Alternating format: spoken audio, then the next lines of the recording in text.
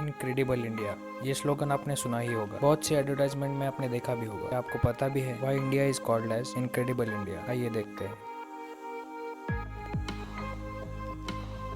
भारत, ये शब्द सुनकर ही हमारे दिमाग में अलग अलग कल्चर्स, फेस्टिवल्स, रिलीजन्स, ट्रेडिशंस आते हैं। पर इन सब के अलावा भारत में कुछ ऐसी चीजें हैं जो पूरी दुनिया में नहीं है। भारत का नाम सिंधु नदी से लगाया गया है। भारत पर कई लोगों ने शासन किया है, ब्रिटिश, मुगल्स, पर अब दुनिया का सबसे बड़ा लोकतंत्र यानी डेमोक्रेसी भारत में ही है। क्या आपको पता है भारत में लगभग 900 भाषाएं बोली जाती है? अनबिलीवेबल। एक ग्रेट इंडियन सुश्रुता जिन्हें फादर ऑफ इंडियन सर्जरी भी कहा जाता है, वो भी भारत में ही थे। जहाँ पूरी दुनिया में कई बीमारियों का इलाज नहीं था, तब भारत ने ही पूरी दुनिया को मेडिसिन दिया था, और वो भी आयुर्वेदा के जरिए। इससे ये साबित होता है कि करीब 600 साल पहले से भारत को ट्रीटमेंट और सर्जरी का नॉलेज था। भारत बेसिकली एक एग्रीकल्चर बेस्ड कंट्री है। भारत को दूसरी सबसे बड़ी डिफेंस आर्मी होने पर गर्व है।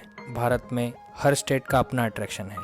इन डाइवर्सिटीज के होने के बाद भी ये क्लियर है कि यहाँ के लोग यूनिटी और कोऑपरेशन से रहते हैं। अलग अलग फूड, कल्चर, लाइफस्टाइल होने के बाद भी एक फीलिंग आती है, और वो फीलिंग है वननेस की। Hence we truly call it as अतुल्य भारत और इनक्रेडिबल इंडिया। आइए अब इसी से जुड़ी एक कैंपेन की बात करते हैं। क्या आपको पता है इनक्रेडिबल इंडिया ये एक इंटरनेशनल टूरिज्म कैंपेन है जो कि भारत सरकार चलाती है। कई बार एडवर्टाइजर्स के जरिए इसे प्रमोट किया जाता है। इसे 1972 में सुनील दत्त जी ने लॉन्च किया था। तब पैम्पलेट बांटकर भी सरकार इसे प्रमोट करती थी। इसके लिए पॉलिसीज, रेगुलर मार्केटिंग स्ट्रेटेजीज भी अपनाई जाती थी। आगे 2002 में एफर्ट्स बढ़ाए गए जब अटल जी की सरकार थी। इस कैंपेन ने भारत का कल्चर और हिस्ट्री के अलग अलग एस्पेक्ट्स जैसे योगा, स्पिरिचुअलिटी को दिखाया है और ग्लोबली टूरिस्ट को अट्रैक्ट किया है।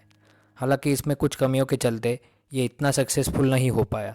2008 में इसे थोड़ा आगे ले जाते हुए कुछ लोकल लोगों को इंटरनेशनल टूरिस्ट से कैसे बिहेव करे इसकी ट्रेनिंग दी गई, और अतिथि देवो भव यानी टूरिस्ट भगवान है इस स्लोगन के साथ इसे प्रमोट किया गया। इस स्लोगन ने सिर्फ इंटरनेशनल टूरिस्ट को भारत आके सेफ इन्वायरमेंट का भरोसा ही नहीं दिया, बल्कि लोकल पॉपुलेशन को टूरिस्ट का इम्पोर्टेंस भी समझाया। ये कंसेप्ट इनक्रेडिबल इंडिया कैंपेन के कॉम्प्लीमेंट में बनाया गया था। 2009 में मिनिस्टर ऑफ टूरिज्म के कुमारी सैलजा ने इस कैंपेन को बढ़ावा देते हुए डोमेस्टिक टूरिज्म सेक्टर में 5% इंडिया के जीडीपी का एलोकेट किया। एक कंट्रोवर्सी के चलते 2015 में आमिर खान, जो कि 2008 से इस कैंपेन के ब्रांड एम्बेसडर थे, उन्हें हटाकर prime minister of India Narendra Modi ji खुद ही इस कैंपेन के ब्रांड एम्बेसडर बन गए। 2017 में द लेजेंड अमिताभ बच्चन और एक्ट्रेस प्रियंका चोपड़ा इस कैंपेन के एम्बेसडर बनाए गए।